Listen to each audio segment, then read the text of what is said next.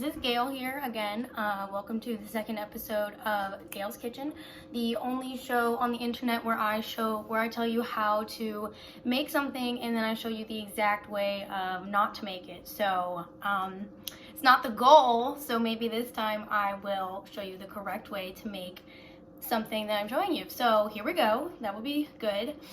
Today we are going over scrambled eggs. Perfect. Delicious. I decided to try something different today so I could share with you. So let's just dive right into it. I already cut the veggies because nobody needs to see that. So I'm going to go ahead and get them in the pan and then we'll get this thing rolling. Okay, so here we go. Okay, so they say you eat with your eyes before you actually eat your food. So call this the appetizer. You always want to prepare your food beautifully while you're getting it ready. So this is like my serving of vegetables this morning. Maybe I won't finish my plate. Maybe I will. Here they go into the pan. Oh. Okay, that was pretty smooth. That wasn't bad actually. I was a little nervous. Okay, so boom. Okay, you heard the sizzle, so pop quiz. What do we use to grease the pan?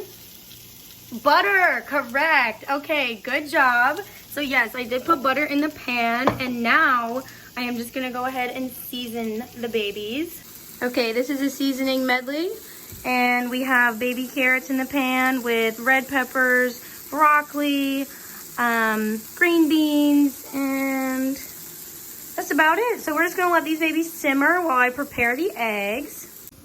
Okay, so while the vegetables are cooking, because you always want to cook those first because they take longer to get ready, I'm going to go over the eggs, my favorite way to make scrambled eggs. So bear with me. I'm going to have to get like a forehead camera, like a GoPro, strap it to my head so like I can film myself doing this. But so in due time, we'll get there. Once I get like 1,000 subscribers and I get paid on YouTube, then I'll get there. So here we go, cracking the eggs in, whatever. Y'all know how to do this. This is basically just for fun, but you know, I do have a few tricks up my sleeve where I think they turn out pretty good. So cool beans. I just cracked the eggs into a bowl, a little bowl. And then I'm gonna go ahead and add a touch of water to the eggs. Not much, just like a little bit.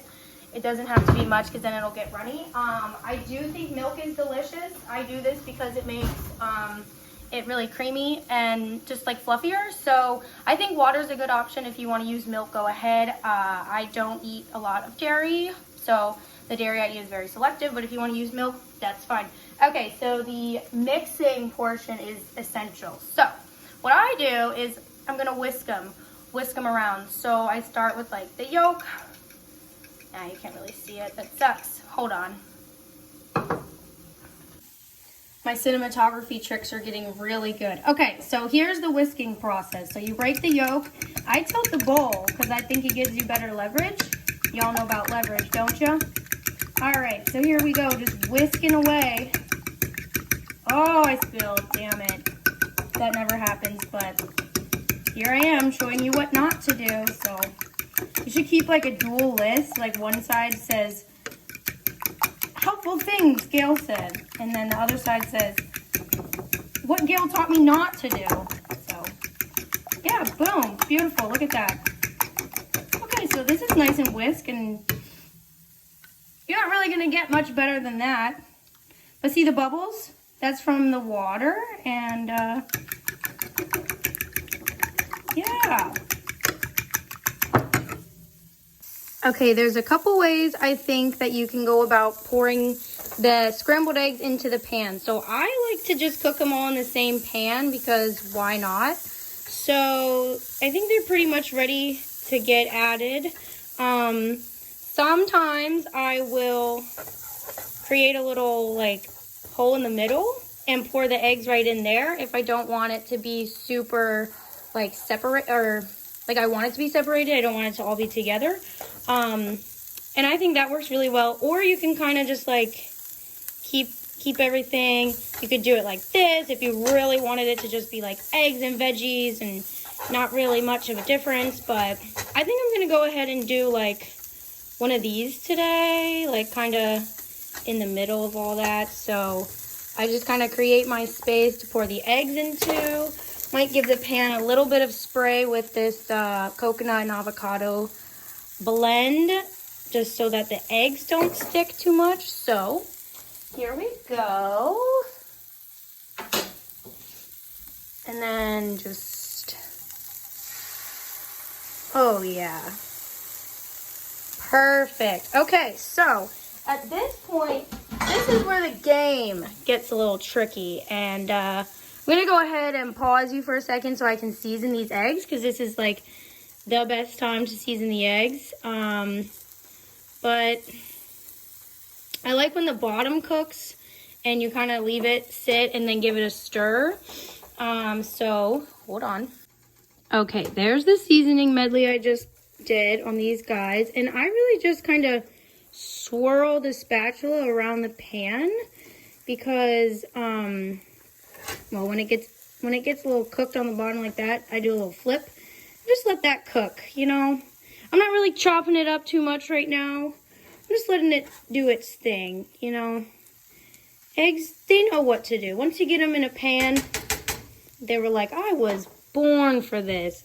I didn't want to be turned into chocolate chip cookies. I just wanted to be fried and eaten for a hearty breakfast.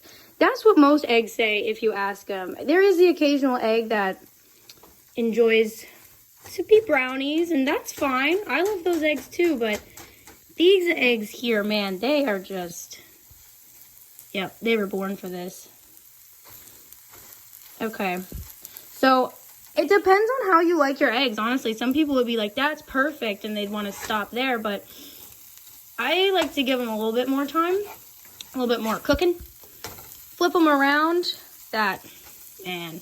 And then just depending on how choppy you like it, you can go ahead and chop them up. But yeah, like I said, this is your breakfast. You can do whatever you want. I'm just here to show you what I do. And maybe offer you a little bit of tricks that maybe you didn't do before, and maybe just show you what not to do. Okay, today I'm just going to keep it real simple with the sidings because this is a hefty serving of eggs and vegetables, so that's awesome.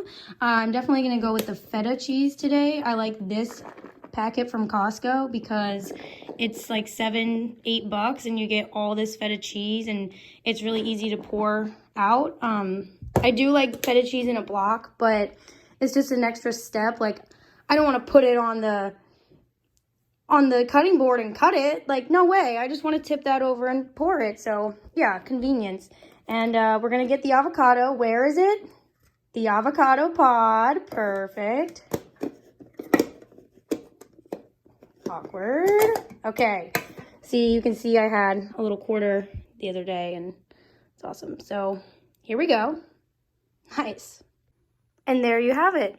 A delicious, hearty breakfast that took almost no time at all and is better than anything you'd buy at a restaurant. So happy quarantine. I hope you enjoyed this episode. If you have any questions, let me know.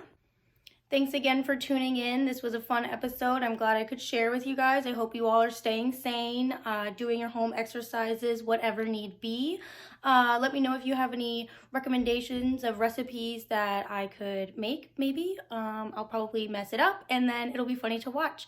Cool. Well, have a great day. Happy quarantine. Happy cooking. And remember, shut the cabinets.